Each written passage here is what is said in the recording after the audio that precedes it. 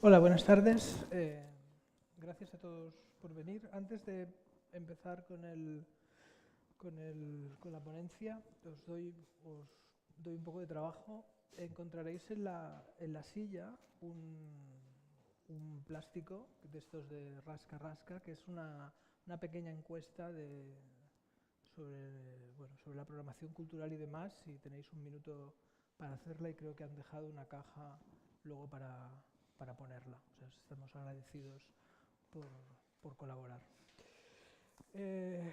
Bueno, bienvenidos otra vez, ahora ya en calidad de oyentes, no en calidad de informantes, a esta sesión de los diálogos de Minsa Lagun. Hemos hecho varias sesiones, no necesariamente, digamos, no es una serie de continuará, no hace falta venir a los anteriores capítulos, pero sí que están vagamente emparentados por la preocupación, por diversas preocupaciones de nuestro mundo contemporáneo. Hemos hablado de clima, de los retos y desafíos cada vez más terroríficos que nos plantea el clima. Hemos hablado también de la ciudad desde un punto de vista arquitectónico, de cómo defendernos de esos ataques del clima y cómo defendernos de la inoperancia ante esas situaciones. Hemos hablado también de los bulos, de si tenemos la información y si tenemos el conocimiento, ¿por qué no nos llega? ¿Por qué no nos ponemos de acuerdo y pese a que la comunidad científica y pese a que más o menos sabemos lo que está pasando y lo que tenemos que hacer, pues no somos capaces de articularnos, porque cruza todo el tiempo una especie de ruido que es el ruido del bulo, de la mentira. Y hoy me gustaría introducir otro tema central en esta ciudad muy importante, pero yo creo que en todas las de la península ibérica, que es el tema del turismo. La conferencia está titulada, así también un poco genéricamente, Vivir del turismo y morir del turismo, porque creo que es bastante lo que nos pasa. Para hablar de este tema tenemos a dos ponentes que me hace mucha ilusión presentarlos. A Jorge Dioni, que repite en estas charlas, que es sucintamente profesor de la Escuela de Escritores desde 2006, que colabora en prensa y ha escrito un díptico sobre el cruce entre la economía, el turismo y la política, la España de las piscinas y el malestar de las ciudades. Y acaba de sacar un tercer ensayo titulado Pornocracia, sobre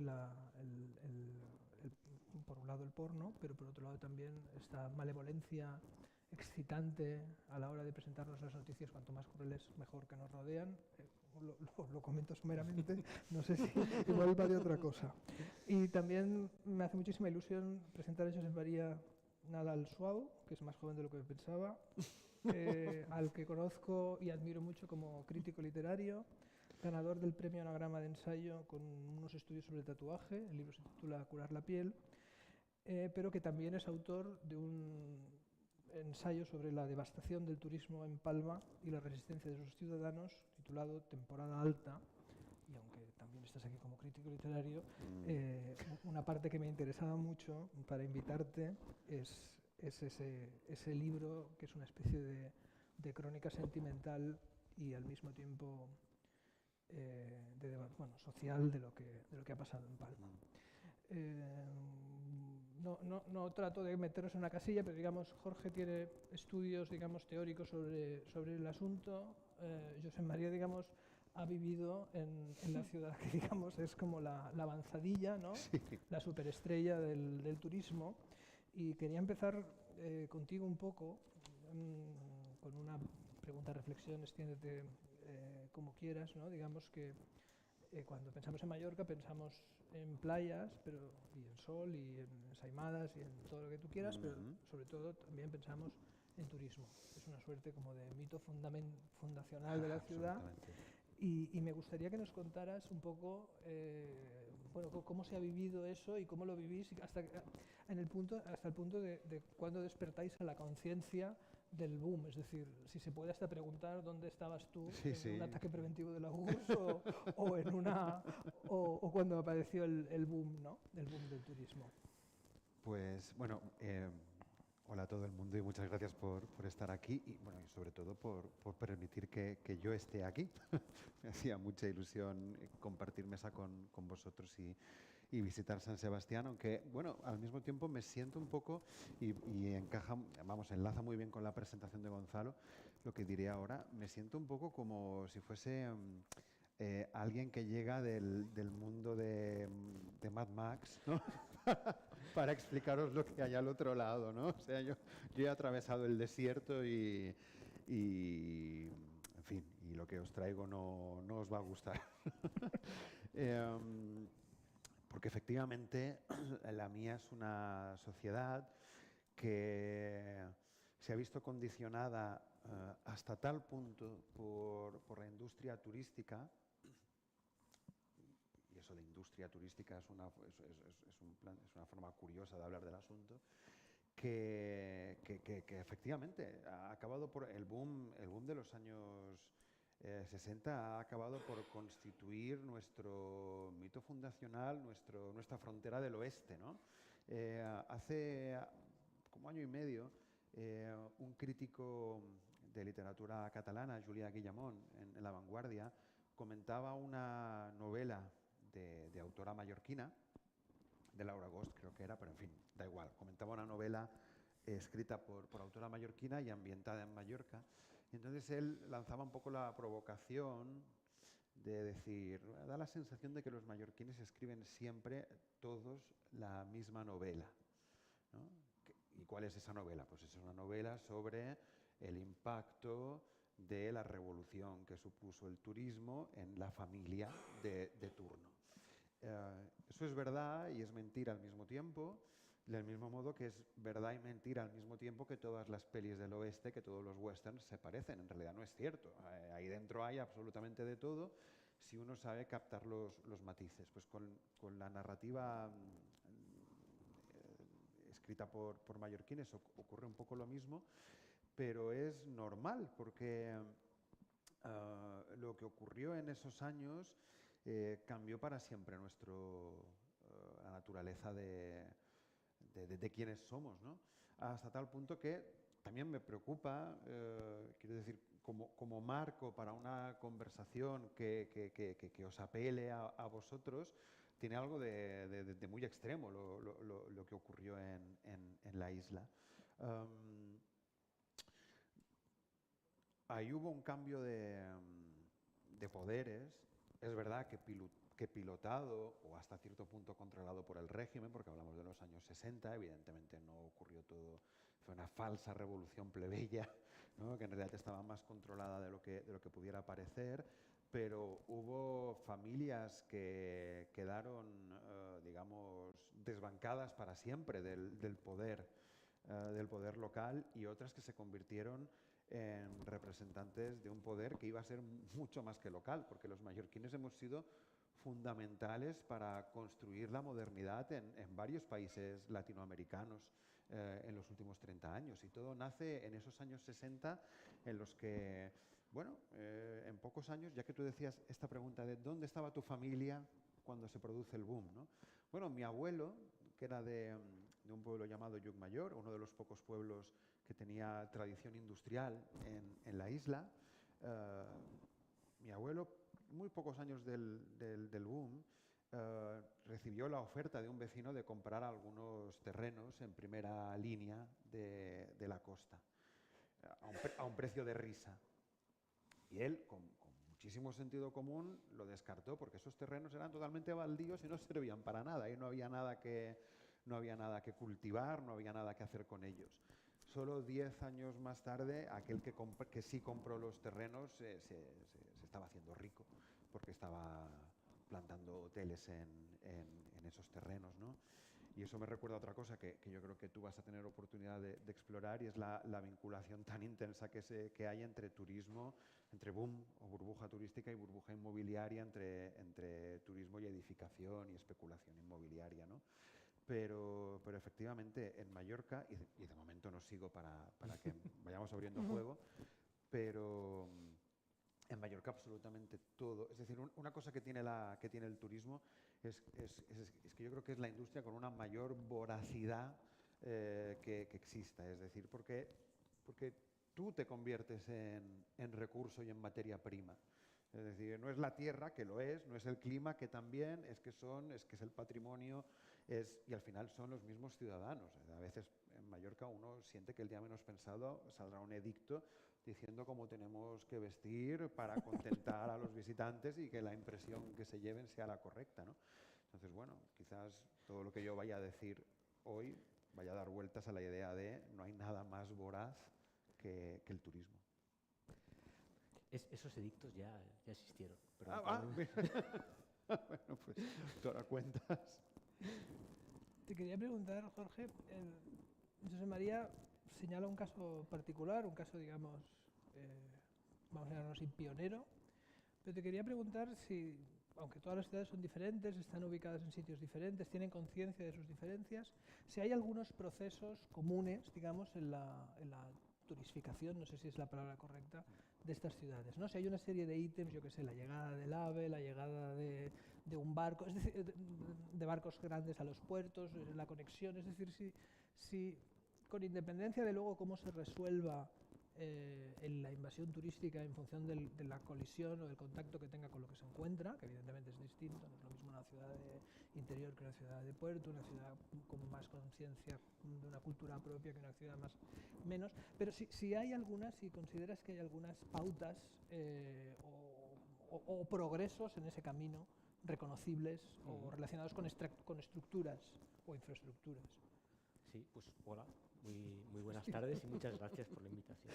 Te he puesto a trabajar. Sí, he interrumpido antes, he sido muy mal educado, pero ahora sí agradezco la invitación. Sí, de hecho, se da en la primera ciudad que apuesta fuerte por el turismo, que es la que sirve de modelo a todas las demás, que es Venecia. Venecia hay un momento dado en el que, digamos, queda desconectada de las rutas atlánticas, también desconectada de la ruta de la seda, y entonces dice, bueno, apostemos por atraer a toda la gente que hace el Grand Tour, que es donde viene la palabra turismo, que era un viaje que hacían los señores protestantes aristócratas por el sur de Europa, Francia, Suiza, Italia, y después...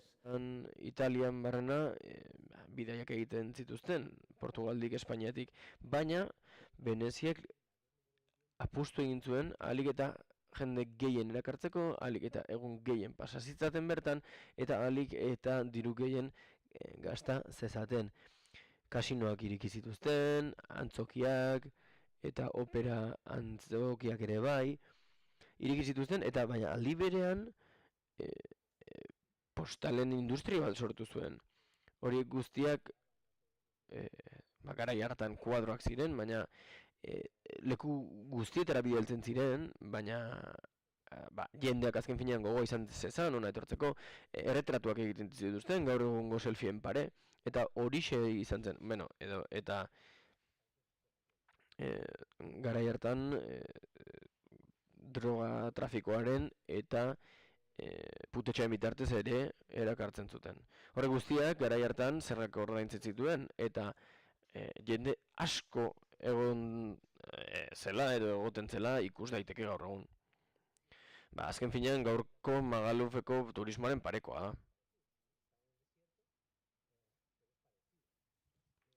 Antzeko zerbait da gaur.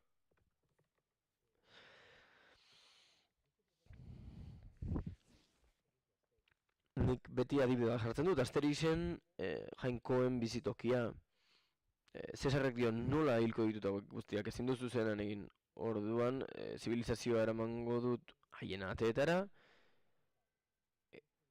eta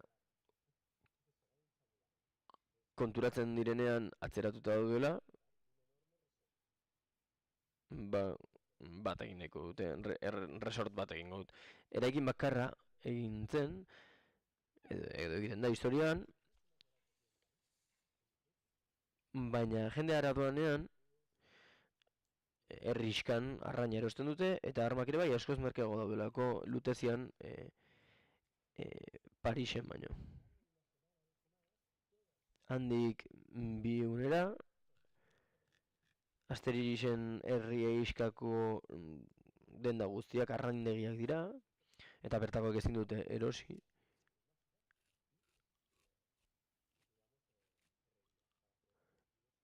Eta beste guztia burdinolak dira. Hau da, honek oso argi islatzen du, herria eraldatu egiten dela ordaindu ahal duen horrentzat. Komunikazio onak dituen hiria da azken finean, turistek jaten dutena. Eta horixe gertatu zen Mallorcan ere. Nik uste hori ez zela gertatu. Nik uste norbaitek Farinaren pareko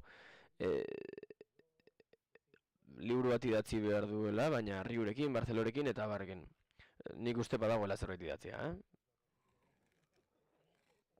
Gero bibliografia partekatuko dugu, eta interesatzen zaionari ere, nahi badu, kontatuko diot zer daukadan. Zuekin harremanetan jarri nintzenean, eta aipatu genuenean zertaz hitz egin genuen, edo zertzen interesgarria, perspektiba ezberdinak eman zenizkidaten, baina gai beraren inguruan. Horregatik bioi zuzenduko dizuet galdera. Turismoarentzako irtenbide bat planteatzen dena, honako hau izaten da. Planteamendu melankolikoa eta xalo xamarra. Esaten duena bide batez, turismoa lehen hori izela.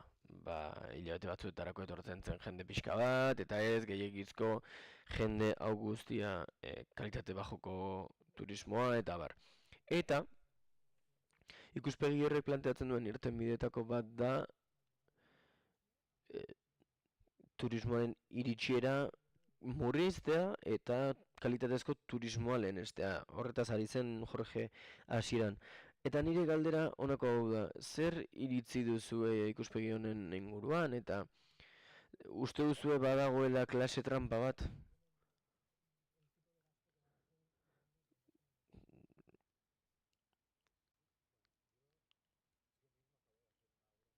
Bai, nik neuk oraintxe duela 4 minutu txantxa bat egin dut honen inguruan, Magalufen inguruan. Eta berezkoa izan zaidan arren oso egokia izan da. Izan ere turismo merkea, motelloiaren turismoa,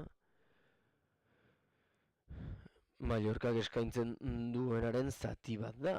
Izan ere Mallorcak denetik dauka gehiagizko superluxua, egin batean, izan ere Espainian ez dago oso sartua, baina bai luxua Europar erara esan dezagun.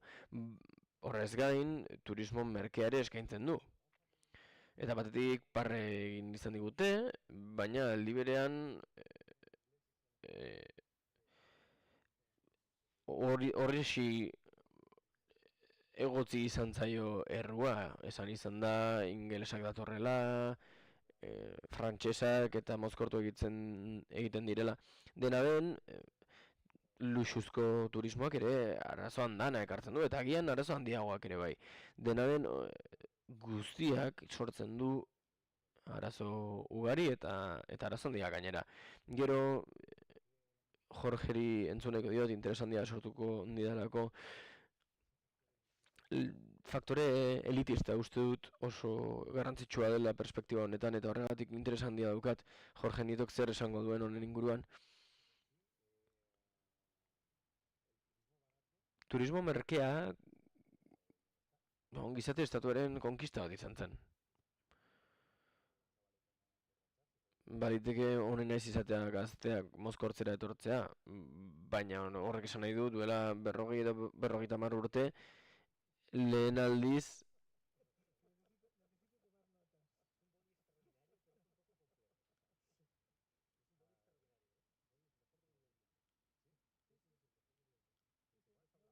boligrafo komplexua da, baina inoizko boligraforik onena, munduko boligraforik onena. Magaluf ez da munduko helmugarik onena, boligrafo hau ez bezala, baina langile klasearen, ingeles langile klasearen konkista bat izan zen turismo o expiatorio.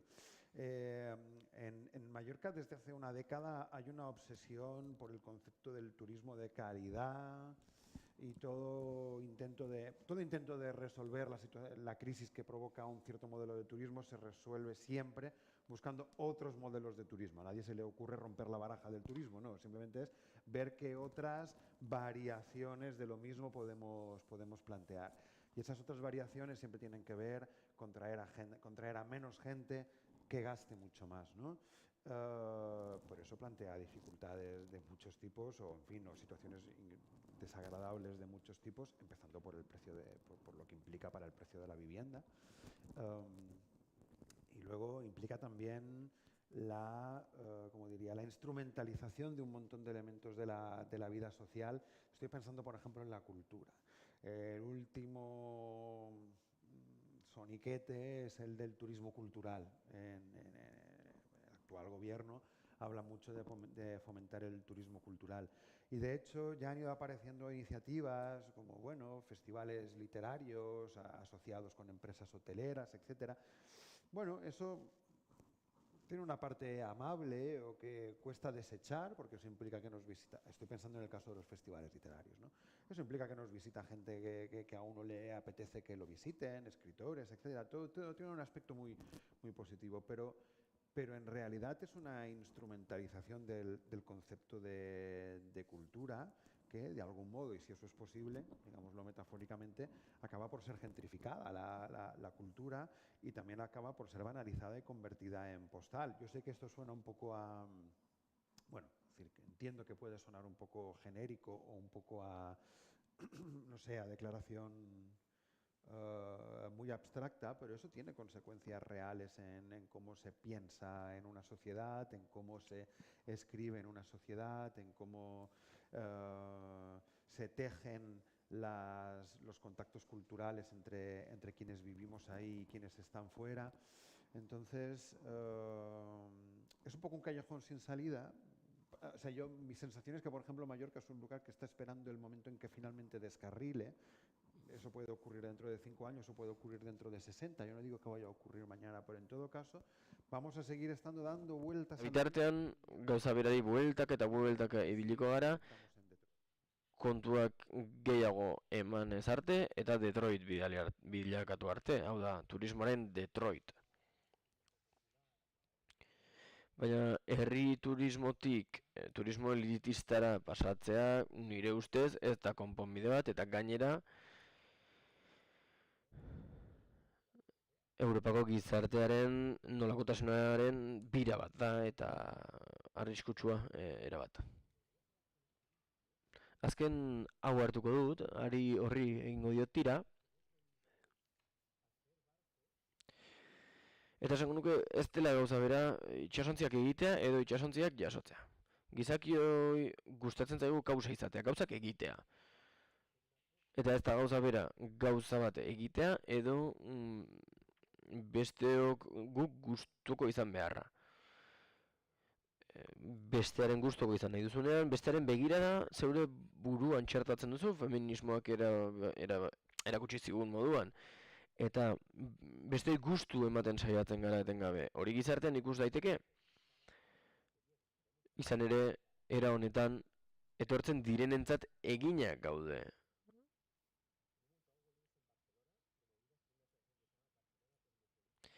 Bazeuden ekimen batzuk, Barcelona Cosmopolita izeneko erakunde batek sustatua.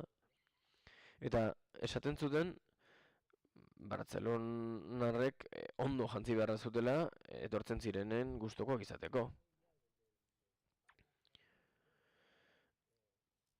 Diru gehiago ekarriko duten ideia hori baliteke ona izatea. Datu batzuk banituen balearen inguruan, eta ez dut ekarri dena den, baina bertan ikusten zen jasotzen zituen turisten gorakada gertatu dela, turista bakoitzeko gastua ere igo egin dela azken 10-15 urteetan.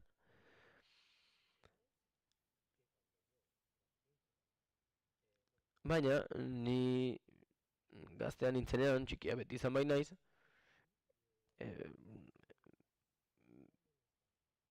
PPG eta per capita errentan buruan egoten zen. Balearren zera, erkidegoa. Eta Fariñarekin gertatu zenaren gauza berbera gertatu zen. Dirua beste norabait joaten da. Ziurrenik, hotel konpainia handiak ez daude bertan errotuta. Baliteke bertan errotuta ez egotea eta funts batzuenak izatea edo enpresa mistoenak izatea eta bar. Hau da, dirua ez da beti bertan gelditzen. Eta turismoak sortzen duen enplegua, tira, pentsatu hotel batean. Zuzendaritzak dirua hartzen du. Baliteke hala izatea, baina hotel batean lan egiten dutenen 80% prekaritate hutsean daude. Eta horixe da turismoaren enplegu eredua. Ez dut alarmista izan nahi. Baina nik liburuan aipatzen nuen honek guztiak eugenesiak hartzen duela burura. Eugenesia y defensores de eugenesia estuvieron en el gobierno de Estados Unidos. No lo pensaba.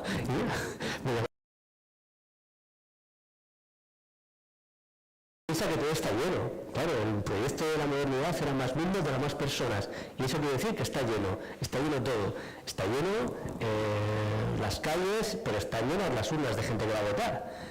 Y en el gobierno de Estados Unidos también hay gente que piensa, igual no debería votar todo el mundo. Igual deberíamos hacer un censo de calidad. Y esto no es muy tramposo, pero es decir, yo una vez estaba en una mesa con la consejera de Turismo de Asturias, también me hablaba de, no, calidad es dinero, no, calidad es dinero, no, calidad. Digo, mira, nadie impediría que viniese el señor de One Direction, que se metiese en un hotel y que se pusiera hasta las cejas de todo y después se tirase por el balcón. Y bueno, nos ha dejado unos pymes ingresos. O sea, nadie le pondría problemas a esa persona. El problema es eso, Majalú. El problema es la gente que va con el viaje pagado, se toma sus sangrías, se va no sé qué, y después se vuelve. Cuando eso sí, es un triunfo de la clase trabajadora, es que la clase trabajadora igual no somos tan interesantes. Nos gusta el pincho de tortilla y así, y un vino. Me gustaría insistir en el tema este, afinando un poquito más, pero afinando un poquito más, no lo Zorrotz izan da, baina nik galdera nahiko nuke findu. Kalitatezko turismoaz eta turismo merkeaz ari garenean, dikotomia hori planteatzen dugunean, tira, badago jende bat 40 urtzen du, eta beste batzuek bat 80 gora, baina badago hor bat 50 urtzen dugunok, ez? Gauza bera, turismoarekin badago turismo luxuzkoa eta turismo merkea, baina badago hor klase ertaineko turismo asko eta asko. Eta Europarrentzat askotan ispiluaren bi aldeetan egoten gara, ezta? Haitin edo Santo Domingon askotan turistak jasotzen dituzten arren, askotan ez dute haiek gaitasunik gero turismo hori egiteko. Guk aldiz, normalean gaitasuna izaten dugu hemen turistak jasotzeko, baina gero gu geu ere beste norabait joaten gara. Eta tarteko zerrenda zabal hortan, edo tarte zabal horretan, galdetu nahi nizuen ea bitartasun horretan, turismo hartzaile, baina turismo egile ere bagaren neurrian, horrek kontzientzia txarra sortzen digu guri turista gisa. Hau da, hainbat arazo sortzen baditu turismoak gure gizartean nahi ez ditugunak, ze heinetan da beraz turismoa kontzientzia txarraz egin behar dugun jarduera bat. Esatelako astebetez kanpora joaten garenean, eta abar.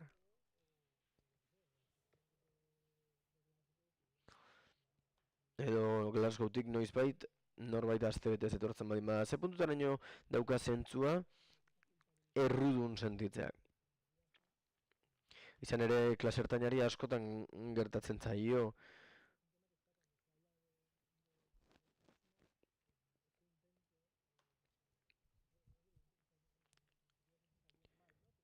Ez dut esan nahi ongi edo gaizki dagoenik, baina esango nuke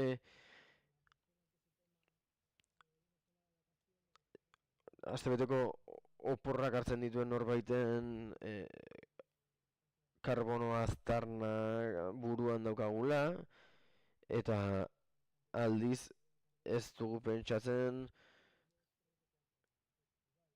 zenbateko aztarna daukan jet pribatu batek edo biek edo hiruek. Hau da, agian ez gara Asiako superluxu horretaz ari, baina hitz egiten du esaterako 5 izarreko hotelez eta bar. Dena den hor erdian badago erdi klasearen tarte zabal bat. Bidaiatuko ez bagenu konponduko lirateke etxebizitzari, kutsadurari eta barri lotutako arazo hauek guztiak, ez genuke bidaiatu beharko, kontzientzia txar hori justifikatuta dago. Tira, bidaiatuko ez bagenu, zalantzari gabe arazo batzuk konponduko lirateke bai noski. Denaren klase ertaina existitzen bada eta langile klasea hori bai existitzen da, zalantzari gabe horiek ez lirateke errudun sentitu beharko. Baina kontraesan hori hortxe dago, paradoxa bat da. Izan ere gu geu gaizkesaka hiltzen gara turisten inguruan, baina gero gu geu ere turistak gara. Turista guztiok gara. Turista ez da etxaia.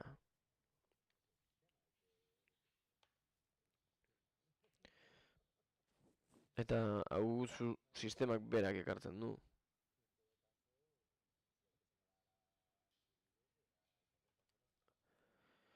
Eta zalantzari gabe ez du norbanakoengana jo behar, baizik eta erabakiguneetara. Eta bide batez, gauza interesgarri bat aipatu nahi dut. Ez nekien unea topatuko tenuen, baina hementxe dago. Ni zerbaiten errudun edo erantzule sentitu beharko banu, Mallorcar gisa, ez nintzateke ala sentituko kanporan noan egunean. Hain zuzen, garai batean diru bapur bat irabazten nuen enpresariei elkarrizketak egiten,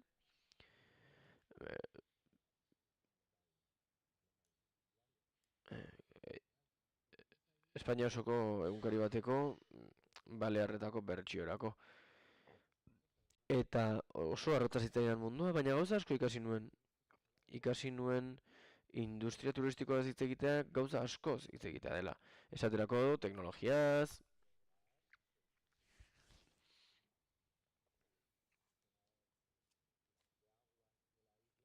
irlako ur sistemak jende hori guztia hartu behar duelako.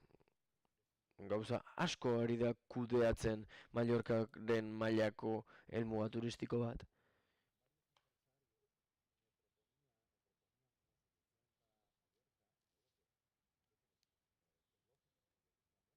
Badago zerbait logikoa dena, eta esaten zuten enpresariek oso onak zirela kudeatzen, turismoan nola egiten den oso ondo zekitela, eta hain zuzen kate handi askok ez dute dagoeneko hemen inbertitzen baizik eta kanpoan. Eta esaten zuen Mallorcan ikasten zutela esaterako, gero Panamako hoteletako zuzendariak eta bar. Jende horrek esaten zidan hain zuzen,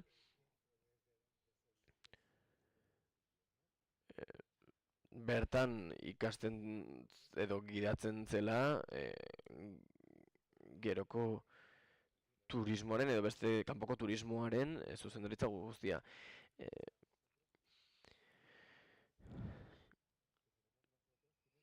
Eta esaten zen guk geuk, edo haiek hobeto esan da, erabakiko zutela gero nola kudeatuko zen turista hori guztia. Egia da dena den,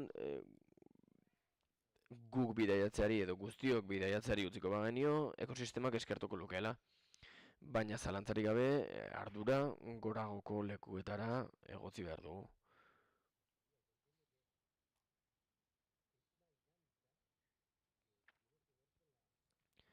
Dinamika horrek zerikusi handia dago erlijiosoak ziren gauza batzuen laizizazioarekin. Eta hori da hain zuzen ere kulpabilitatea. Garai batean kulpableak ginen edo errudunak ginen 10 mandamentuen agertze zelako esaterako. Ostiralean eskintzen haragirik jan eta ostiralean haragia jaten zuenak, errudun sentitu behar zuen. Edo bikotekidea engainatzen zuenak eta bar. Gero penitentzia bat zegoen eta dena den. Hori guztia hortxe zegoen. Azken finean hori aldatu egin da, baina hori eremu zibilera ekarri dugu. Eta gauza batzuengatik errudun sentitzen garenean, esaterako konpontzen dugu erru guzti hori, supermerkatura oihalezko poltsa bat eramanez, adibidez, igerilekua guztiz ez betetzen, eta baina bitartean kontsumituko dugu esaterako internet, eta datu zentro izugarriko utxatzaile bat ezarriko dugu hemen, ezta? Baina gure errua garbitu nolabait. Badago jendea gainera orain esaten ari zegula goizeko postetan esnatzen direla, platano bateko saltzen dutela, burua izotzetan sartzen dutela, korrikadoa zela gero, eta monasterioan egiten den bizitza egiten dutela, eta hori zabaltzen ari da, eta adibidea ematen ari da horrelako jende asko, eta oso lotuta daude gauza hauek guztiak erlijioarekin. Guk geuk ere badirudi ezin dugula erlijiorik gabe bizi, eta erlijioa bilatzen dugula edonon. Eta erlijiorik gabe bizi zen dugula esaten dute hain zuzen Estatu Batuetako gobernutik oraintxe.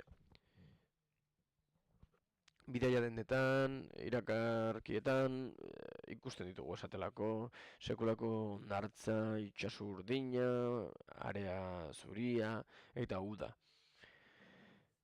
Baina turismoa denetik irensteari lotutako ideia honi jarraikiz, turismoa dagoeneko ez da udari lotutako zerbait, ez da sasoikako zerbait. Bartzelonan esaterako etortzen diren gurutzaontzi txar horiek urte osoan zehar etortzen dira.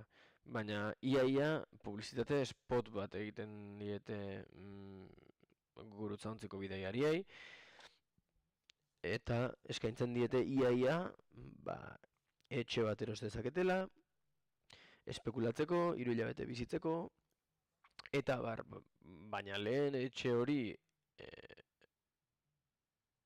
bertako herritarren esku zegoen, eta orain aldiz migrazioa gertatzen ari dira. Zenbat eta aberats gehiago egon lehen bidaiatzen etzen herrialdeetan, esaterako Errusian, Indian eta bar.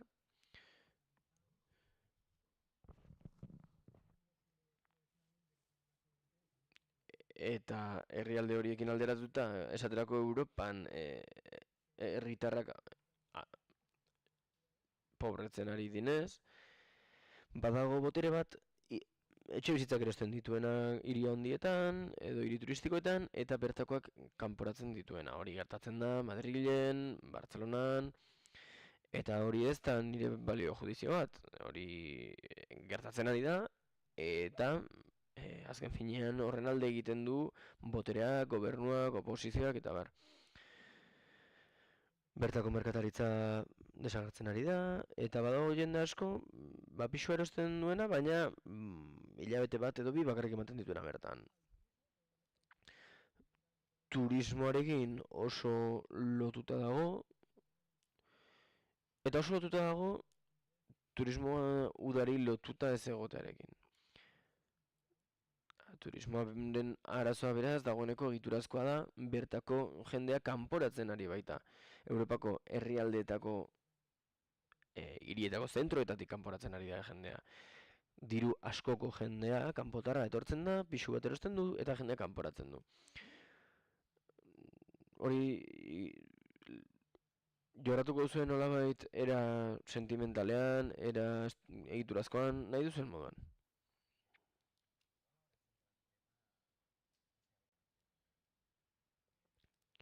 Hau da oso gai garrantzitsua azken urteetan protagonismo handi hartu duena esaterako Mallorcan.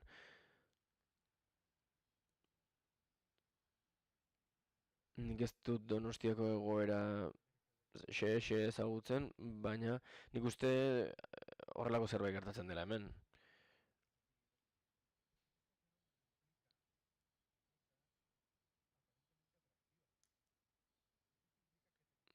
Badu horrek zerbait erakargarria. Esaterako Mats Mikkelsen topatu dezakezula zure kale berberetan pasiatzen. Kosmopolitatasun sentsazio apur bat ematen dizu. Ez dakizu Palman gaur egun Europako zer lekutan zauden, jendeari erreparatuta. Eta leku egokian egon ez gero, ez agian tabernaria. Baina bertako klase garaian edo goi klasean dagoen norbaitek agian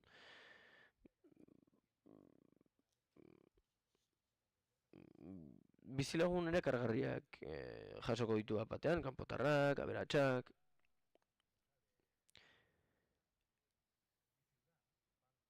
Eta era honetan nire hiria Palma da. Eta Palma etzen batere turistikoa duela 15 urtera arte. Etzen oso ohikoa turistak topatzea. Entendedme, pero no, esta cosa masiva hasta hace unos 15 años más o menos, hasta la crisis de 2010, no estaban tan presentes. Y lo que ocurrió fue que a la crisis de 2010, de 2008-2010, se quiso responder con el concepto de Palma 365 días. Vamos a convertirnos en un destino urbano, ¿no? Un director de hotel me decía, tengo aquí gente todo el año, porque es que yo les pregunto, ¿por qué vienen aquí y no a París en enero? Y me dicen, no, porque aquí tengo las mismas tiendas, pero en 2 calles, y entonces pues sin necesidad de coger coche ni nada, me paseo por aquí, puedo comprar las mismas marcas y bueno, el resultado de todo esto, ya sé que no voy a deciros nada que no sepamos, ¿no? Pero el resultado de todo esto es a efectos sentimentales que es imposible reconocer la ciudad.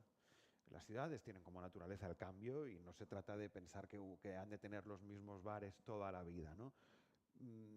Pero es una cuestión de aceleración. Para mí el turismo, tal y como ha tenido lugar en mi ciudad, está muy vinculado a la idea de aceleración. Es una cuestión de ritmo. Que yo a los 60 años añore o vaya a añorar los locales en los que estaba con mis amigos cuando tenía 20, bueno, eso forma... Lehengo hiria edo haren falta sumatzea ohikoa da, baina 30 urterekin, 20 urterekin ezagutzen zuen hiria, faltan botatzea oso larria da.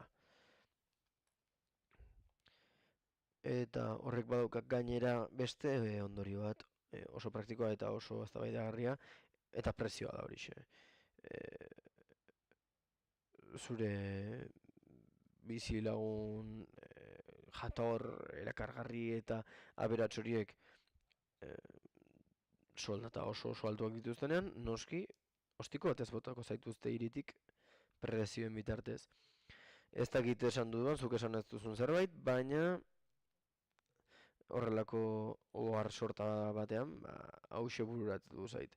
Ni naiz atzerago joango, 2008ko krisira bueltatuko naiz, eta uste dut industria finantzarioaren krisia izan zela.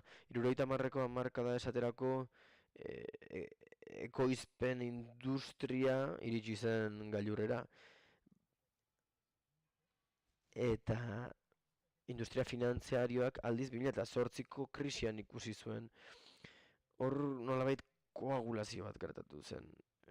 Oso ondo zertziren ere ez genekien horren guztiaren mundua alde batera utzi zuen bankak, eta errealagoak diren batzuetara itzuli zen. Energia, nekazaritzako lurra, etxebizitzak, defentsa, osasungintza, ikaskuntza, bizitzarako oinarrizko gauzak alegia.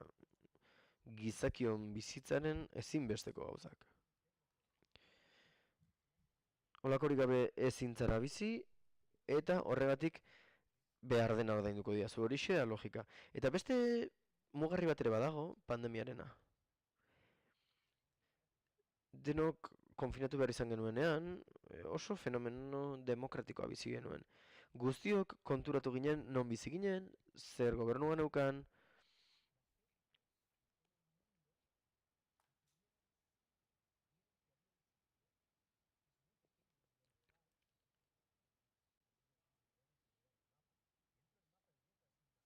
Europako mapari begiratuz gero konturatuko gara oso txikia dela.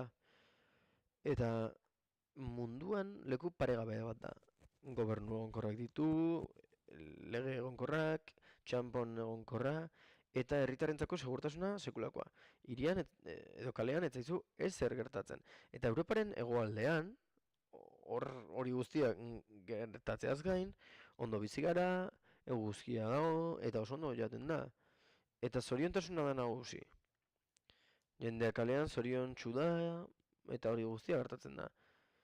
Horren bitartez, mundu osoko eliteak erakarri genituen. Eta mundu osoko eliteak ona etorri dira bizitzera, Casablancako taberna bat izango balitz bezala. Edo Star Warseko taberna izango balitz bezala. Denetarik daukagu, mundu guztiak izan nahi duelako etxe bat Malagan, Valentzian, Madrilen, Las Palmasen. Leku paregabea da hau. Izan zen turistikoa eta oso ederra da. Eta ez dute desegin oraindik. Ni Xixonera gonbidatu naute gehien, ikusten baitzuten hau gertatuko zitzaiela, trena ekartzean, eta bizi izan dute hori guztia. Gijoneko itsas ingurua oso ederra zen, eta oso ederra izan zitekeen, baina ez da ederra, bota egin zutelako. Hemen aldiz Donostian oso polita da. Tamalez diot, hau guztia. Bai baitago jende asko, diru asko daukana. 2008 eta koronavirusaren krisiaren ondoren sekulako dirutza jarri baita zirkulazioan. Eta jende arruntaren errentak mantendu egin diren arren, diru hori guztia hiriak erosten ari da. Banku zentraletan, dirua eskuragarri jarri da, elite batek gure etorkizuna eros dezan. Eta gu geure burua erruduntzat joz, ez gara inora helduko. Ez dakit azken galdera izango den, erantzunen araberakoa izango da hori, baina Josep Maria lehen esan duzu, turismoak baduela alderdi positiborik ere. Badauka gratifikazio sozial bat eta kultural bat, bi herri gertu daudenean eta batean jende asko bisitan joaten denean eta bestean baterez, horrek esan nahi du gauza politak lehenengoan daudela, ezta? Beraz badago gratifikazio sozial bat, kultural bat.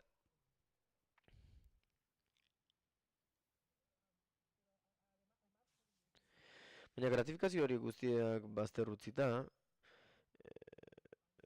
hor badago eredu ekonomiko bat ere. Espainian turismoak saldu egiten du, hondartzek, eguzkiak, eta Jorgek aipatu du dagoeneko, baina hori nolabait trikimailu bat da. Soldaten banaketa oso kalitate txarrekoa izaten da zerbitzuetan, eta ez ditugu gauzak eraikitzen, ez ditugu gauzak egiten. Hau, noski galdera absurdoa da agian, ez da hemen konponduko noski, baina zein da irtenbidea? Zertzela batzuk eman genitzake hemen? Irtenbidea ekoizpen ereduaren aldaketa bat izan daiteke? Eta posible da hori egitea? Orain armak erostearen bueltan suspertze industrial eta ekonomikorako sekulako iniziatibak daude gure armak sortzeko. Lanik gabe gelditzen ari gara, etxerik gabe gelditzen ari gara, eta horregatik beste eredu ekonomiko bat sustatu nahi da agian etxe horiek guretzat izan daitezen. Uste duzue ekoizpen eredu bat dagoela atzean eta hau betirako zigor bat dela, edo uste duzue badagoela irtenbide posible bat honi guztiari irtenbide bat emateko eta zeru mugan badagoela eredua aldatzerik? Uste duzue hobeto dela zauri txikiak konpontzea bitartean eta adabakiak jartzea?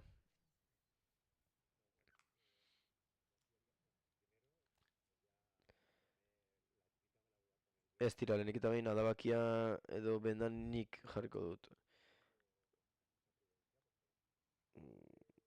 Emeki jungo naiz eta kontu handiz, baina jolas gaitezen. Jolasan sartuko naiz. Uste dut Mallorcan, adibidez, eta Mediterraneoko kosta gehiena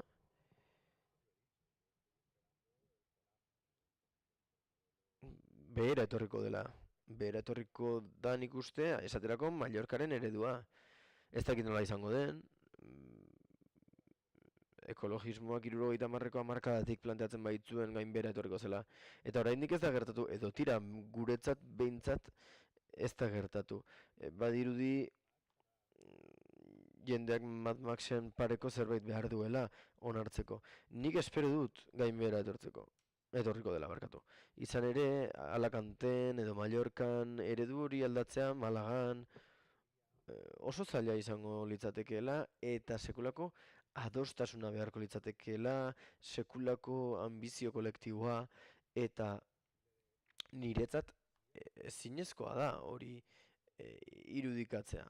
Ikusi beharko litzateke gainera zein izango litzateke horren ordezkoa. Eta hemen adibidez, uste dut egoera oso ezberdina dela. Eta uste dut Euskadik turismoarekin daukan harremana ezberdina dela, eta alternatibak pentsatzeko dituen tresnak ere esango nuke ezberdinak direla, eta dibertsoagoak edo askotarikoagoak.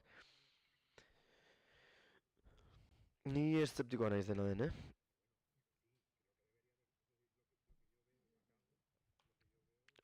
Honekin emaiteuka dut, nik hemen ikusten dudana, honako hau da, temporada alta nire liburuan txantxa batekin konparatu nuen hau. Pertsona bat urtero azterketa batera aurkezten da, inoiz ez du gainditzen, eta turismoa ere horrelako esea da. Turismo ereduak probatu eta probatuari baldin bagara zeinek funtzionatuko, edo Malagan Pompidu bat egitea esaterako, nire ustez ez baitoka zentzurik. Kontuak horrela jarraitzen badu, ez dugu irtenbiderik topatuko nire ustez. Leku bakoitzak bere harremana du turismoarekin. Askotan galdetu izan didaten, badago lekurik turismotik ihes egin duenik? Ez dakit ihes egitea den hitzik egokiena. Nik Iruña esaten dut beti, adibide horixe jartzen dut. Estatuko hiri ezagunenetako bat da, Bartzelonaen ondoren agian. Mundu guztiak ezagutzen du Iruña, baina Iruñak erabaki du urtean behin duela sekulako jokoa, urtean behin katarsia duela eta dena sakrifikatzen duela, baina gero erabaki du ez dela hiri turistiko bat. Eta hona hemen aldaketa edo gakoa, galdetzen zidaten zergatik gertatzen zen hori, eta nik esaten nuen karlistak dira batzuk eta besteak. Bai lehenengo alkatea, bai oraingoa. oso espektro politiko ezberdinetakoak diren arren, UPNL-en eta Bilduko orain, baina karlistak dira tradizioz. Eta nolabait, haien buruan ez dute oso kultura zabala, oso hizkuntza txiki batean oinarritutakoa da, eta tontokeriatan hasten banaiz desagertu egingo da. Horixe da atzean dagoen pentsakera, eta ezin dugu gandia bihurtu, bestela desagertu egingo gara. Nik esango nuke, badaudela, harreman ezberdina duten lekuak. Urte askotan joan naiz ni Amsterdameko jaialdi batera, eta Amsterdam oso turistikoa da. Mundu osoko jendea etortzen da, Europa osoko jendea, lanera, eta leku askotara, Rotterdamera.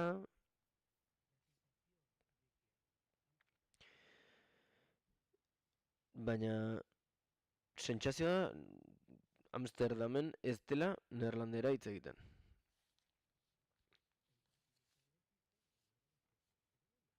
Eta nork irabazi du Herbeheretan hauteskundeak nork irabazi ditu? Ultraeskuinak. Lehen aldiz,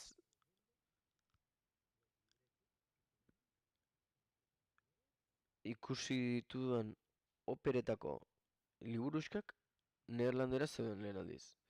Eta bertan bizi direnek esan diete horixe gertatu dela. Lanean neerlandera eskatzen da eta unibertsitateak neerlanderaz klaseak ematen hasi dira. Hori oztopo bat ari da bihurtzen edo oztopotxo bat da, azken finean. Zer egin daiteken galdetzen badidazu? Nire ustez zozketa da irtenbiderik onena. Bidaiak zozketaz antolatzea. Nik Pragara joan nahi dut. Eta zozketa egin, eta ikusiko dugu.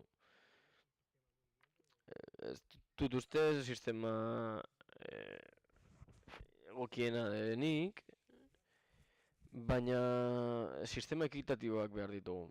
Mundu guztiak egon dadin ondo.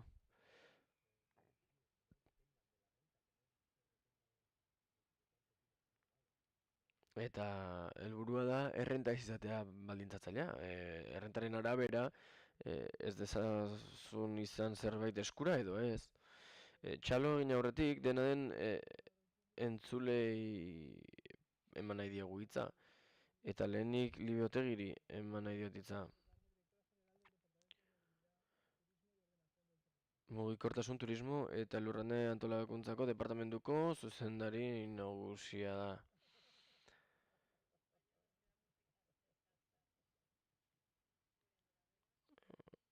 Bejon dizuela oso hitzaldi interesgarri izan da eta eskerrik asko antolatzaileei ere.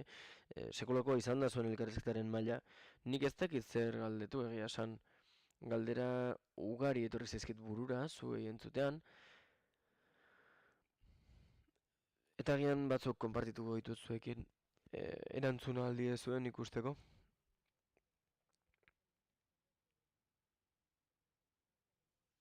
Garbi dago helmuga bakoitzak heldutasun maila ezberdina daukala.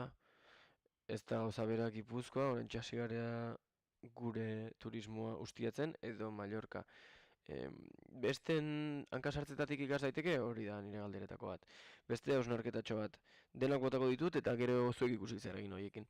Bestea da, etengabe ari garela inbasioaz, masifikazioaz, gain ustiapenaz, baina turismoa izatez ondo kudeatuz gero beste sektore batzuetan bezalaxe, industria bezalaxe, eta bar, tira, mugimenduak sortu dira, mantentzen direnak, eta nire ustez ondo daudenak ez da, artisautza esaterako, edo abeltzaintza estentxiboa, badago horrelakorik turismoan, esan dezagun jardunbide errespetuzkoagorik. zozketaz aritu zarete eta zozketa konplexu iruditzen zait, baina agian karga turistikoa aztertu daiteke, ezta, helmuga bakoitzean. Eta sor daiteke oreka bat jarduera horrek emango duen onuraren eta kaltearen artean. Agerikoa da hobetu egin behar dela, baina ezer ez izatea baino hobea da, ezta? Bueno, dena den gogoraraziko dut, Espainiako hitzarmenik onenak ditugula ostalaritzan, naiz eta ez diren onak noski. Nik uste ikas daitekela bai. Are gehiago, nire irla eskainiko dizuet irakasle.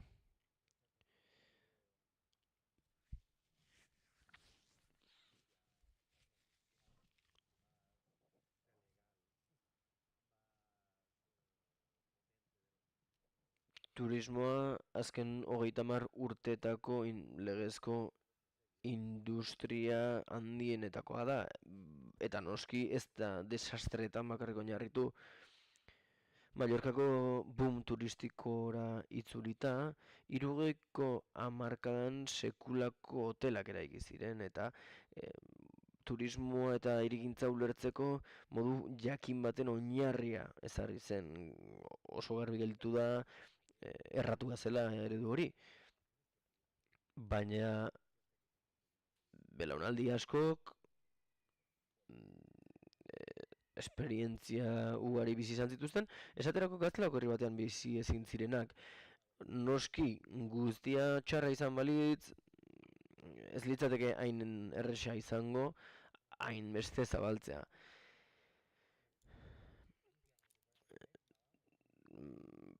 Esmegma izango balitz bezala hitz egiten dugu turismoaz, beti zikin eta beti kaltegarri, baina garbi dago argitzalak dituela turismoak.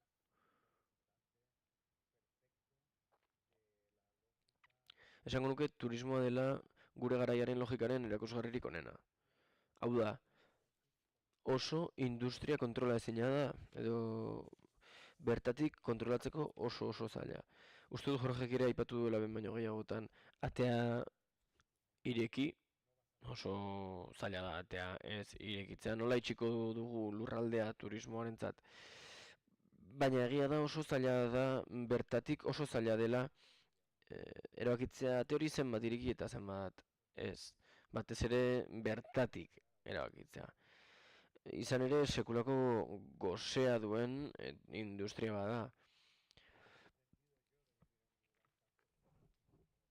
Eta niri galdetzen badiazu zer ikasi dudan turismoa hain indartsua den leku baten bizitzetik, esango nuke turismoaren gosea arriskutsua dela ikasi dugu dela. Oso industria soila da, hain zuzen. Futbolariak lehen erretiratzen zirenean etxe bat erosten zuten eta taberna bat irekitzen zuten. Oso erraza da.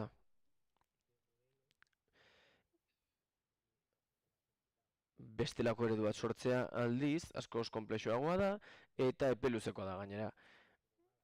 Malagan esaterako, hiria zabaldu eta jauregiak eta etxeak erosten dizkizute, edo Palman gauza bera gertatzen da, motel bat irekitzen dizute, eta bar, oso erraza da, hori abian jartzen. Eta oso divertigarria da gainera, horixe da arazoetako bat. Turismoaren arazoa da oso divertigarria dela. Kapitalismoaren arazoetakoa da, noski. Ni Benaventekoa da, Zamorakoa. Nik ulertzen dut, oso garbi daukat. Gizon horrek egin ditu parrandatzuk nik egin ez ditudanak, garbi.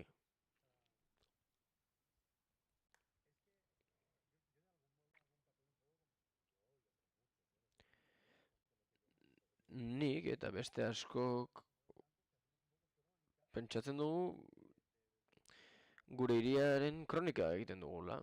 Nik idazten dut eta horixe da nire lurraldea. Eta gertatzen dena behatu egiten dut. Turismoa arazo handi bat da, baina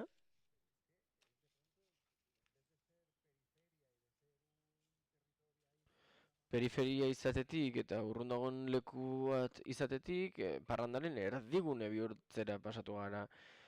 Izan ere munduan gertatzen den guztiak isla bat dauka Mallorcan, eta batzuetan aurrekaria da Palma. Horrexegatik Mallorcan bizitzea eta turismoaren industriarekin zer gertatzen den ikustea zirraragarria da.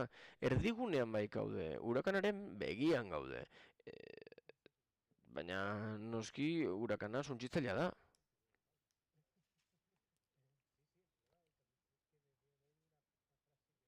Burura etorri zait esaldi bat Ignatius Ferrairena, eta esaten zuen pertsona bat daukagula aurkezlea zena, presidente gisa, eta bestea da koeteak saltzen zituen tipo bat, eta lehen esaldia, presidente gisa esan omen zuena izan zen, oso ondo pasako zutela. Angel Palomino barkatu izandako tipo bat, gizon bat bazegoen, Torremolinosen hotel zuzendaria zena gainera. Eta gizon hori, Palominos, izan zen diskurtso jakin baten sortzailea. Esaten zuen honen kontra zeudela, denaren kontra daudela, aurrerapenaren kontra daudela, baina gehien bat aspergarriak direla, horixe aipatzen zuen, eta esaten zuen herrian hobeto pasatzen zutela Torremolinosen. Horixe diskurtso hori zabaldu zuen berak.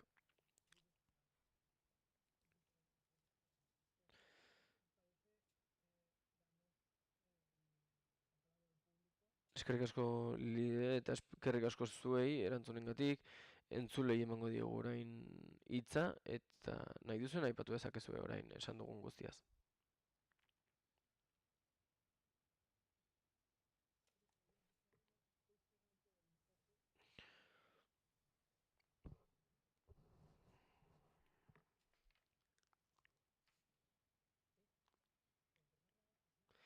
Lehenik eta behin, jakin nahiko nuke ze kontzientziazio maila duten herritarrek aipatu dituzuen lekuetan. Eta gero,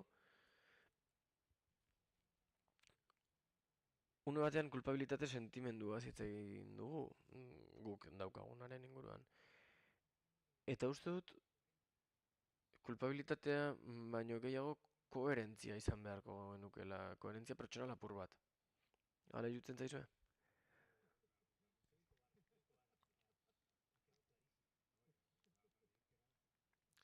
Ni koldarrutxa naiz. Tira, nik uste nuen hori baino gehiago oso ezibide honekoa, zinela gizabide honekoa. Oso ados nago zurekin, bai garbi dago, nik neuka esaterako ezin dut diskurtso hau izan, eta gero alkandora hawaiar batekin eta garagardo bat eskuan, txarter bat hartu eta norabait joan. Nik hori ezin dut egin. Saiatzen naiz ni neu koherenta izaten egin batean, eta erabakitzen nola, zergatik, nora bidaiatuko dudan. Eta gomendatzen diot, mundu guztiari hori egitea. Eta kontzientziazio maila ere aipatu duzu, galdetu duzu. Interesgarria da benetan, izan ere, leku asko aipatu ahalko nituzken arren, esaterako Barcelona, Malaga, Alakant. Tira, Alakant agian oso bitxia da, baina Mallorca hitz egingo dut. Mallorcan turismo ereduarekiko diskurtso kritikoa duela gutxi arte, edo duela gutxi bera 10 urtera arte, oso gutxienekoa zen. Bazegoen, bai, eta oso ondo antolatua, baina gutxiengoa zen. PSOEren ezkerreko alderdietan zegoen presente gehien bat. Azken hamarkadan dena den, hau izugarri aldatu da. Esango nuke, ia mundu guztia, herrian, parlamentuan, salbu espen bakarra egongo litzateke, inor ez litzateke harrituko. Baina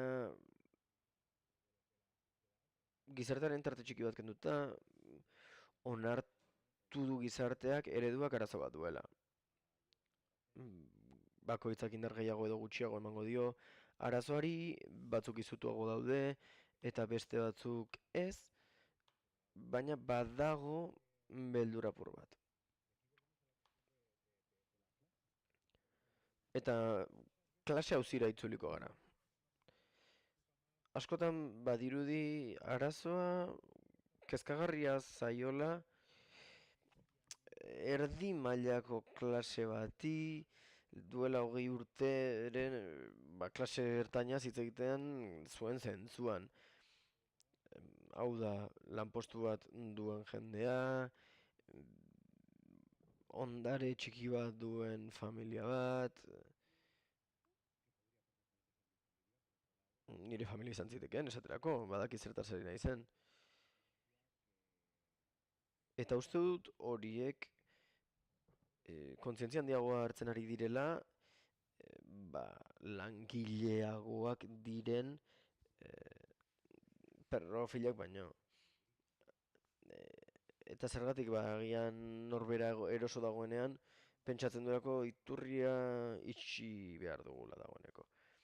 Denbora gutxian dena den asko mugitu da kontzientziazio hau. Eta uste dut jarraituko duela mugitzen datozen urteetan. Mallorca hitz egingo dut berriz ere. Garbi dago Mallorcaren eta Donostiaren kasuak ezberdinak direla. Eta uste dut agerikoa dela gainera Mallorcan zerbait ez dela funtzionatzen ari.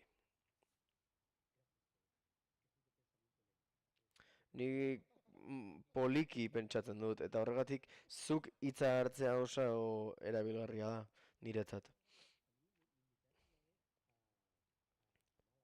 Duela urte batzuk Malagan etxe bizitzak duen arazoaz hitz egitera gonbidatu ninduten, izan ere beldurgarria da hango arazoa. Eta trenetik joan behar nuen lekura eraman ninduen taxistak esan zidan, hiria harrigarria dela, zoragarria, jendea eta jendea zegoela eta Mediterraneoko hiriburua zirela. Zoragarria esan nuen nik ere, zoragarria tipo hau. Ez Palma, ez Roma, ez Marsella, ez Barcelona, Malaga.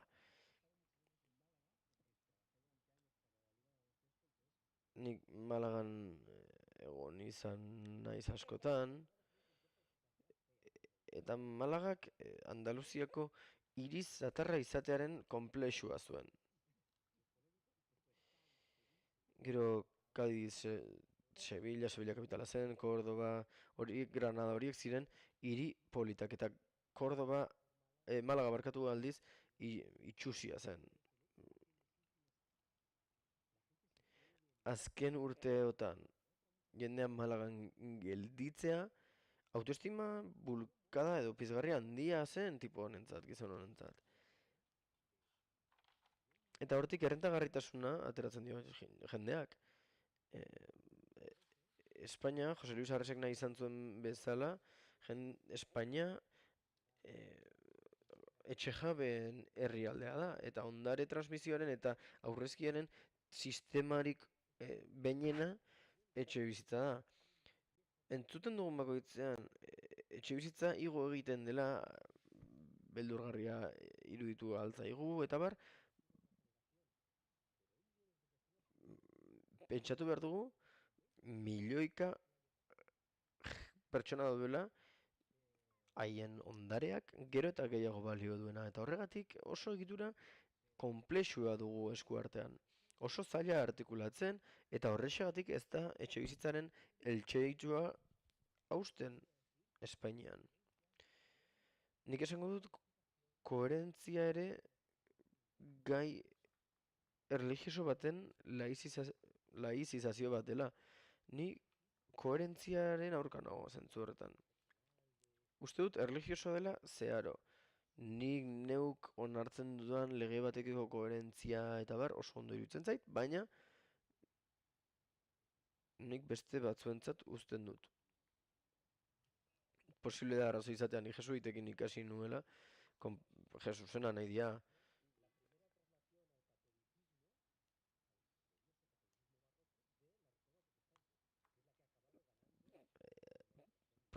Protestanteen reformaren lehen katolizazioa da jesuitena. hona hemen kasu praktiko bat, etxebizitzaz eta ari zinela. Nik Irlako jende asko ezagutzen dut, klase hartainekoa, esan bedi tentuz. Arazo bat daukana gurutzaontziekin, baina Airbnb-arekin ez horren beste. Jende askok apartamentuak dituelako Airbnb-en, eta inoiz ez zuelako irudikatuko hainbeste diru egin zedezakeenik ere.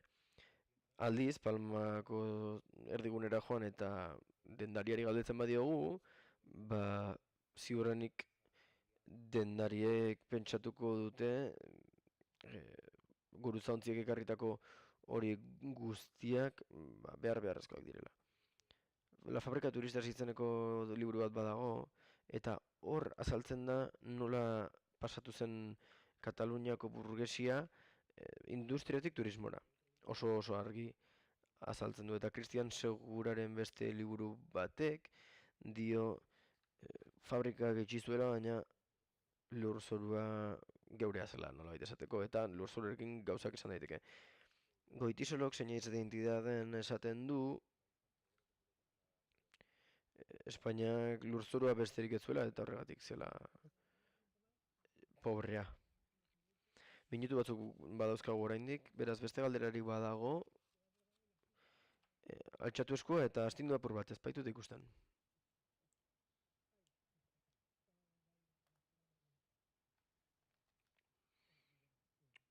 Kaixo, arratsaldeon. Ez dakit oso ondo zer galdetu nahi dudan ere, baina erlijiosotasunaren bide horretatik eta koherentziaren aritik, turismoak ez du komunitaterik izten, edo hausten. Izan ere, uste dut, gure komunitateari lotuta gaudela, ez dakit zein zentutan, baina badirudi zure komunitatean sobran zaudela, ez duzulan egitekorik, ez dakit erlijio kontua den, baina komunitatea lertu egiten da bat batean, ez da?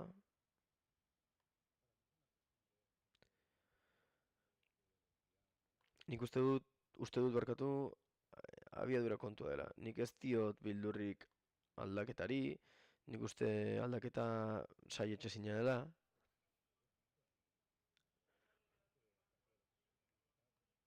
Eta ziurrenik nire hiriak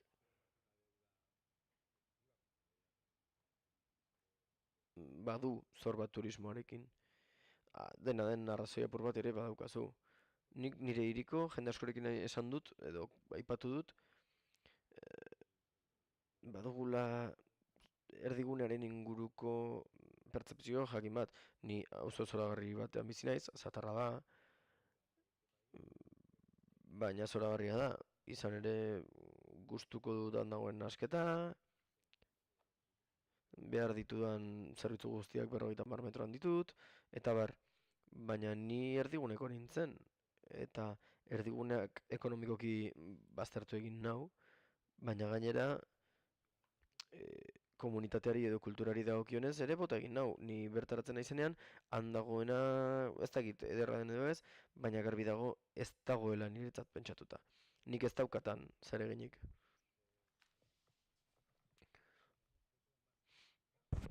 Esan dezagun hori aldaketa bat baino gehiago lapurreta bat dela, ez? Ez dakit erlijiosoa den kontua edo ez, baina ados nago zuk esaten duzun horrekin.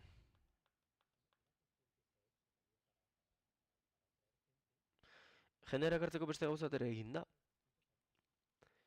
Distritu edo barruti artistikoak. Ospitalet saiatu zen barruti artistikoak izaten. Teklasala eta inguru hori guztia. Bai, jende sortzailea erakarriko dugu. Ideia hori bazegoen. Sor dezatela. Ni erredakzio batean egon nintzen, eta bazegoen gizon bat etzena kazetari mundukoa, eta esaten zigun beratzietan egon behar genuela, eta guk ez genuen ulertzen, eta ark esaten zuen albisteak egiteko egon behar genuela, ez daukan zentzurik garai hartan. Oso garrantzitsua da, sortzen duen jendea hori zen ideia, ez? Jende gaztea, inguruan, gertu, diskotekak, tabernak, har ditzatela gauzakan eta hemen, entxegu aretoak, disko dendak, eta hori dela hiri bat, hiri batean kultura sortzen duenaz. Hiri batean jende bakoitza leku batean bizi baldin bada, talentua egonela ez dago sorkuntzarik. Sorkuntza ez baita inoiz individuala, eta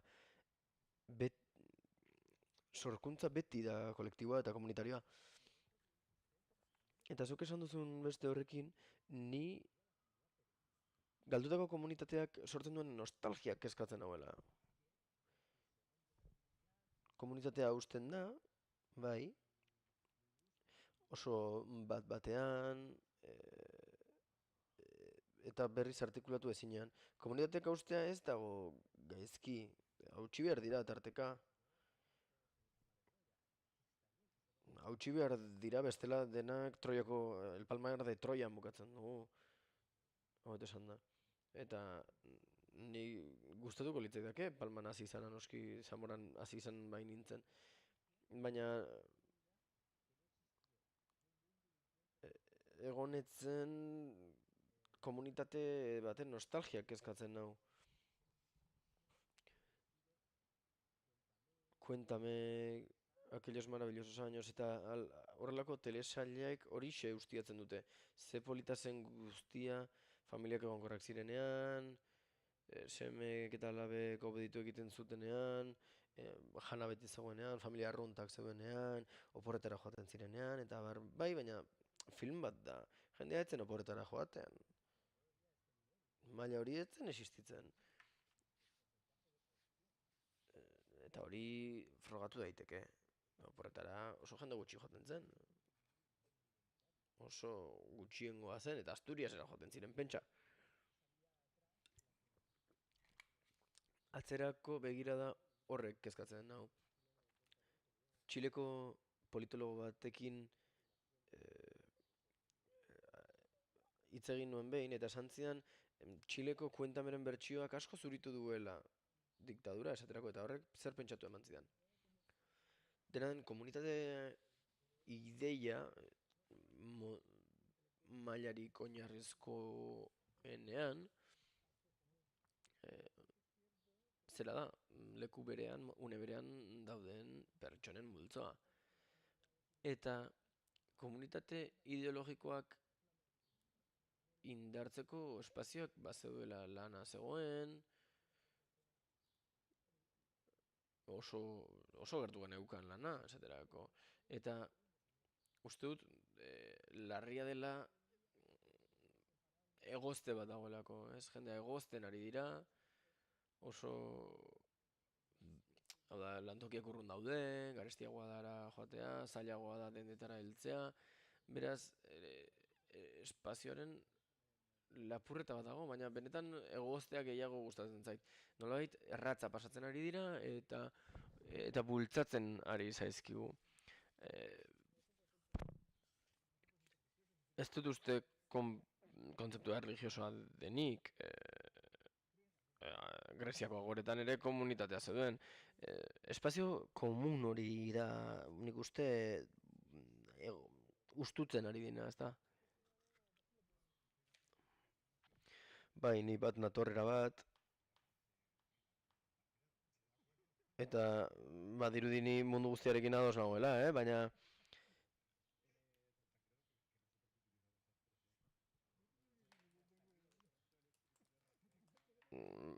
eta Don Tancredo esan dut, eta batean ematen du Mariano Rajoyren espirituak hartu nagoela, baina tira, dena den.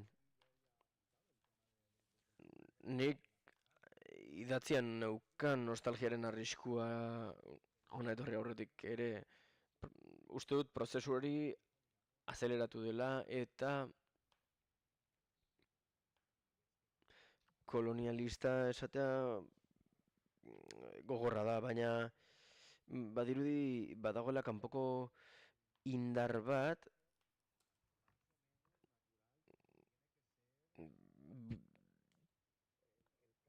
komunitateen aldaketaren bide naturala eraldatzen duena, ez? Eta zerbait esan duzu, Jorge, ez daukat gogoan zer esaten zuen zera ideia batek, esaten zuena kultura turismoaren zerbitzura nola dagoen eta gentrifikazioarekin nola dagoen eta horrek komunitatearekin zer ikusi duen, hor lotu egiten zituen hiru ideia guzti horiek eta uste dut honako zela. Duela 3 legealdi edo 10 urte edo izango ziren nik uste. Lehiaketara atera zen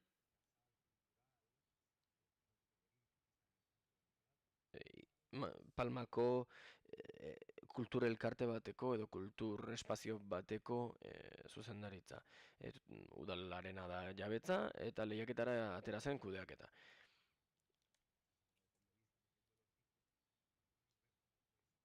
Prozesu hori ezagutzera heldu nintzen.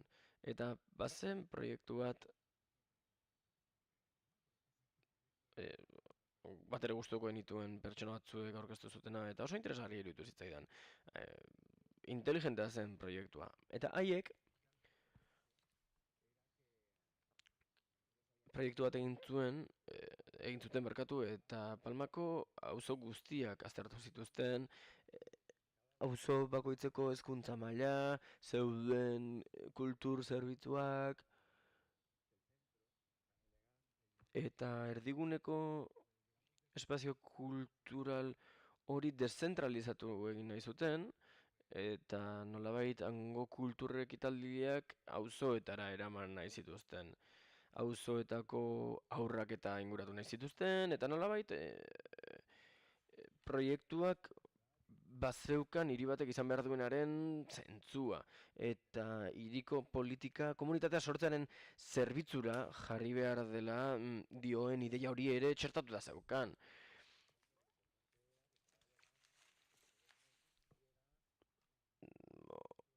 Hor dena den bazirudien garrantzitsuena zela edonon ezagutzen zuten norbaiten erakusketa bat egotea udan. Eta horregatik gauza oso ezagun, baina txarrak ekartzen zituzten edo beldurgarriak. Espaziorik udalak, hobeto esan da, eskura daukan espaziorik zoragarrienaren helburu nagusia beraz, turisten ilara luzeak izatea zen, azken finean horixe ari ziren helburu bihurtzen. Hau esan dut, islatzeko nola gauza bat aukeratu edo beste aukeratu eragina handia duela gizartearen lakotasunean.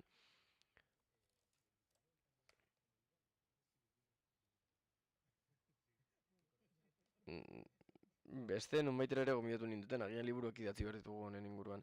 Eta inguru bat egin zuten, leku askotako kultur zinegotzien artekoa, eta horixe zen arazoa hain zuzen, zuk aipatu duzun hori, nola egiten dugu?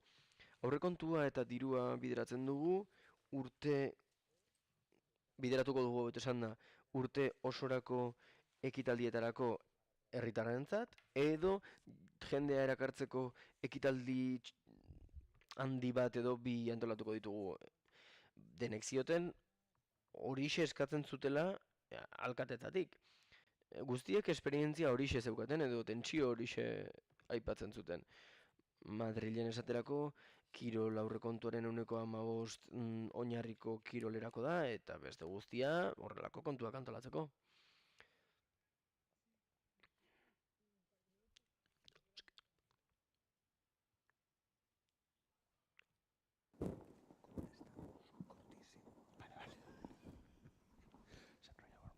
Buenas tardes, muy interesante todo. Arratsaldeon, oso barkatu interesgarria izan da guztia, baina nik ondori batzuk atera ditut. Venezia aipatu dugu, denaren hasiera izan zelako, hemen ez geneukan kasinorik eta egin genuen, eta auzo erakargarri bat, bai, gero egoera politikoa aldatu zen, eta egonkortu den arte ez gara turismora itzuli. Okerrena dena den, ez da gauzak urardotzea, baizik eta turismoak dena banalizatzen duela. Gogoan izango duzue, Katalunian, Bartzelonan duela urte batzuk, isunak ezartzen zituztela, katalanez errotuluak idazten ez zituzten lokaletan. Gaur egun zaila da topatzea ingelesez errotulatuta ez dagoen lokalik topatzea.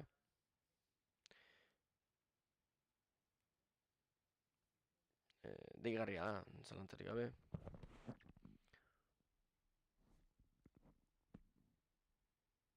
Eta uste dut, hiri turistikoak egiten ari diren hankasartze guztiak errepikatzen ari direla gainerako hirietan ere.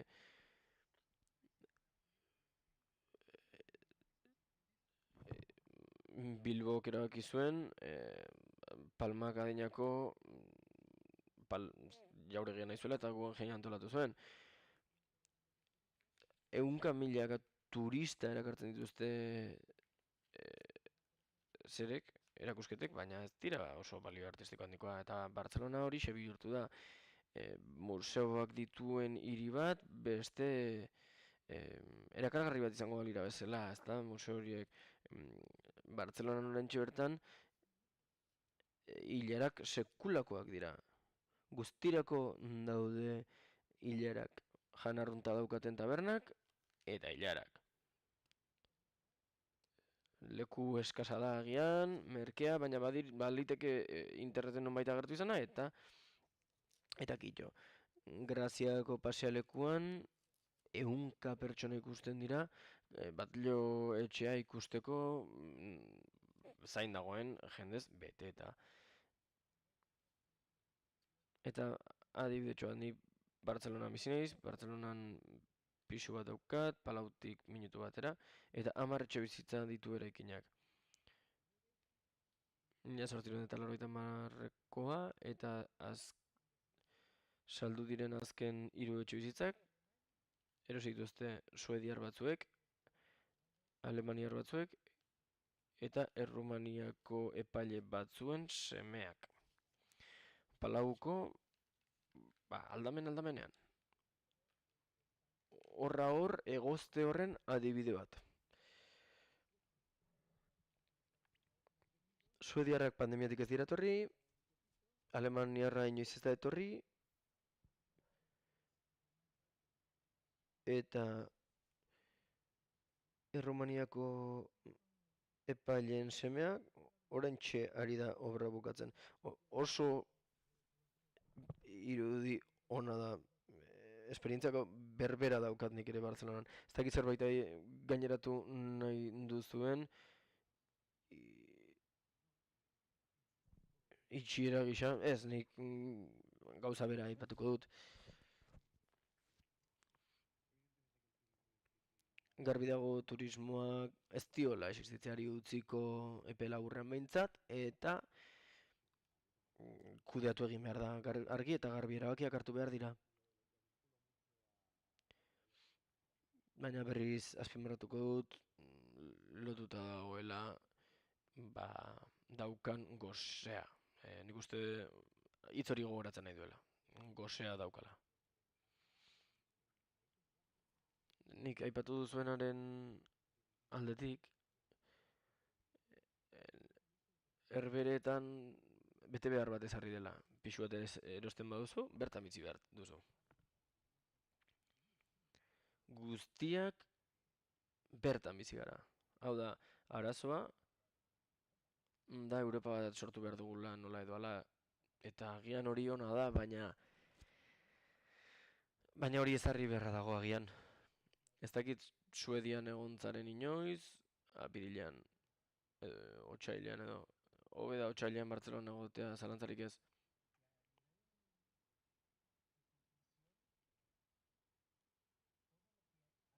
ondorio gisa, jende askok egiten duen guztia degradatu egiten da.